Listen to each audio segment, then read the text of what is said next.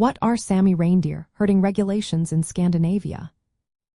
Imagine a world where a community's way of life is protected by laws that respect their traditions and land.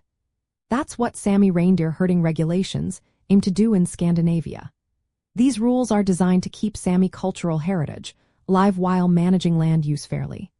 Reindeer herding is a right reserved only for Sami people who are members of recognized herding communities called Sameby in Sweden, Sida in Norway, and similar groups in Finland.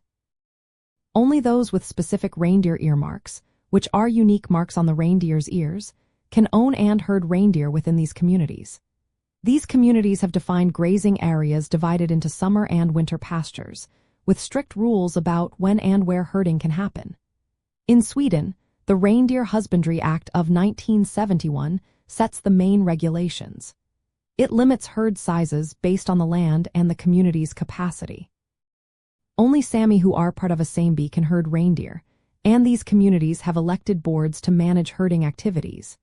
Landowners in summer pastures must consult Sami communities before doing forestry or other land use activities. In winter pastures, consultation is voluntary but often practiced. Sami communities also have the right to be consulted on projects like wind farms or mining that could affect their grazing lands. Some villages allow non-Sami to own reindeer, but herding must be done by Sami members. The boundaries of grazing areas are legally recognized, with clear distinctions between Sami territory and shared lands. Recent court decisions have reinforced Sami rights to control hunting and fishing on their lands, prompting governments to review herding laws. In Norway, Sami herding is organized into sidas, which are cooperative groups sharing responsibility for their herds. The right to graze reindeer is limited to mountain and outback regions designated as Sami reindeer areas. Only those with reindeer earmarks granted to Sami herders can herd reindeer. Cross-border grazing with Sweden is regulated by international agreements to prevent herd conflicts and manage herd sizes.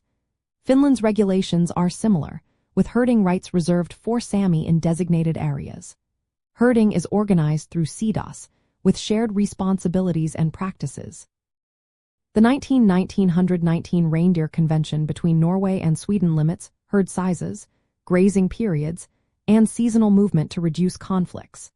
Sami herding rights include the right to be consulted and sometimes veto land use changes that impact pastures.